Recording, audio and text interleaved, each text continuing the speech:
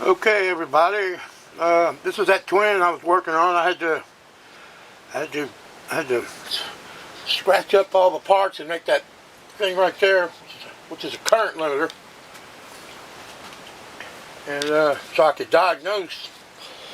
And, let's see.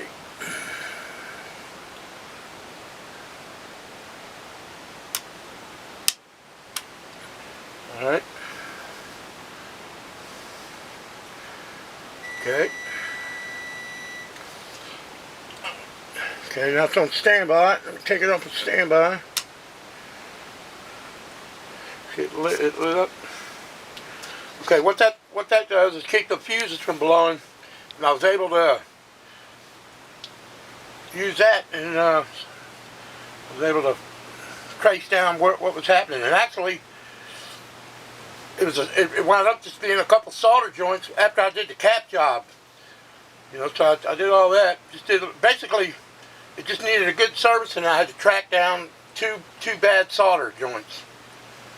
But anyway, if you bet against me, I think you lost. Let's see. But there's still some things I need to replace. But it's kicking. So I hate it if you bet against me. Later.